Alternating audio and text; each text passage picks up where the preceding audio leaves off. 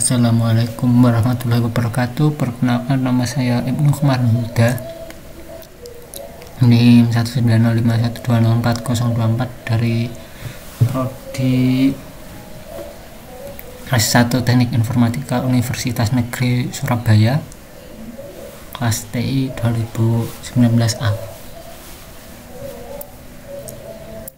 Di video kali ini saya akan membahas mengenai komponen penyusun jaringan.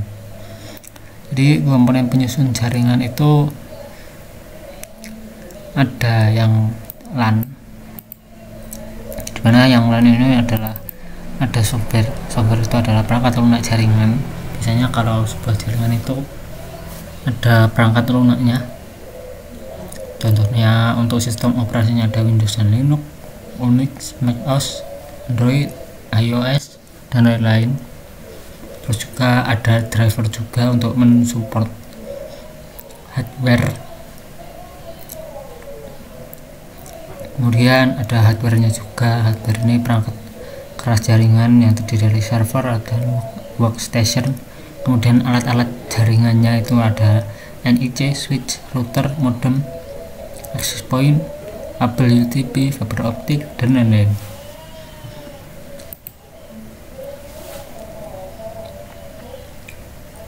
Komponen dasar jaringan LAN. Jadi jaringan LAN itu, kalau bisa dibilang LAN itu adalah jaringan yang lebih kecil nomor 2. Yang pertama itu adalah PAN, Personal Area Network. Jadi kalau LAN ini yang diperlukan hanyalah USB modem wireless, yaitu USB wireless, USB dongle, kemudian USB LAN, wireless card atau MiFi, juga wireless router. Sebenarnya pakai router ini nggak perlu, ya bisa digunakan tapi nggak perlu sih, karena biasanya router itu digunakan untuk MAN, jadi sepertinya terlalu berlebihan kalau menggunakan router. Kemudian juga ada switch, hub, router, kabel UTP, kabel STP, fiber optik, dan konektor RJ45. Ini adalah contoh dari, karena di sini ini adalah contoh dari, sebenarnya bisa dibilang contoh dari MAN sih, karena kalau LAN itu adalah satu jaringan. Biasanya kalau LAN itu saya nyebutnya itu masih dalam satu network, yang artinya masih dalam networknya sama. Kalau networknya berbeda itu saya biasanya menyebutnya MAN. Jadi karena di sini router juga ada 5 router, berarti ini bisa dibilang adalah koneksi MAN. Kemudian cara kerja modem, atau biasanya kalau modem itu nama panjangnya adalah modem modulator demodulator. Itu gunanya untuk convert sinyal dari analog ke digital dan juga sebaliknya. Jadi seperti ini. Kalau misalkan dari ISP ke komputer, itu kan dia dari analog dikonvert ke digital. Kemudian kalau komputer ke ISP itu dari digital ke analog. Kemudian ini juga ada UTP. Untuk kabelnya itu ada 2, yaitu UTP dan STP. Jadi UTP ini adalah salah satu kabel yang bisa dibilang kabel yang bisa digunakan standar, namun tidak ada pelindungnya. Jadi pelindungnya hanyalah bungkus dari kabel ini saja. Jadi UTP ini secara kabelnya isinya sama, cuma nanti ada perbedaannya antara UTP dan STP.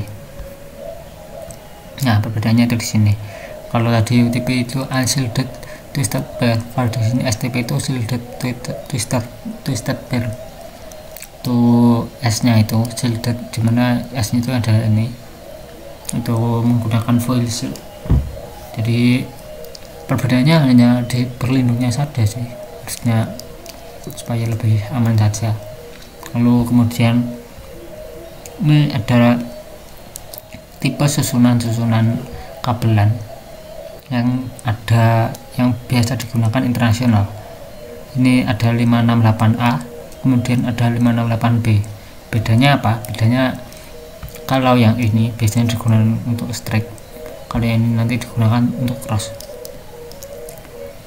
Jadi nah di sini yang terlihat kalau crossover itu yang pertama itu menggunakan 568A, dan kemudian selanjutnya ujung yang satunya lagi 568B. Lalu kalau misalkan strike itu kalau misalkan ujungnya 1568A, yang ujungnya satu juga 568A. Kalau 568A itu urutannya oranye putih orange, hijau putih biru, biru putih hijau, coklat putih coklat. Kalau yang crossover hijau putih orange, hijau putih hijau, orange putih biru, biru putih orange, coklat putih coklat. Ini adalah bagaimana cara kerja dari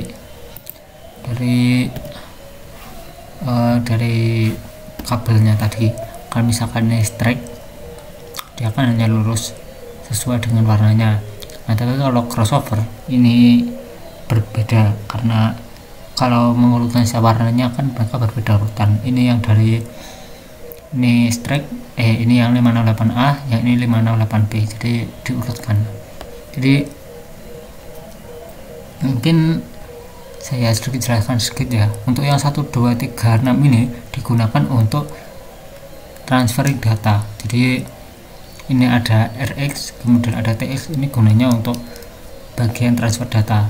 Jadi untuk yang 4578 ini gunanya untuk kalau namanya itu istilahnya PoE, power over Ethernet. Jadi kalau misalkan kita contoh kasusnya itu, kalau misalkan kita bangun tower yang gede banget gitu, nah kayak kita nggak mungkin akan pasang, bisa dibilang stop kontak gitu, karena kalau misalkan stop kontak di sana itu cukup berbahaya ketika hujan, nanti bisa terjadi konslet. Nah, maka dari itu port RJ45 ini juga menyediakan 4578 ini sebagai jalur power, jalur listrik powernya itu, jadinya supaya tidak mengulur kabel lagi. Nah, ini perbedaan antara strike dan crossover itu. Kalau misalkan strike itu digunakan untuk ketika berbeda device, maaf. Nah, ini kan berbeda device, ini ke switch, ke modem, ke access point, ini kan berbeda device, dia menggunakan strike. Sedangkan kalau misalkan sama, dia menggunakan crossover. Ini secara aturan dulu sih sebenarnya, maksudnya untuk sekarang sebenarnya tidak perlu menggunakan ini sih, karena sekarang tuh laptop zaman sekarang itu sudah bisa mengenali kalau misalkan ini strike ini. Jadinya kalau misalkan device nya sama itu tidak perlu menggunakan crossover lagi, kita pakai strike saja sudah cukup.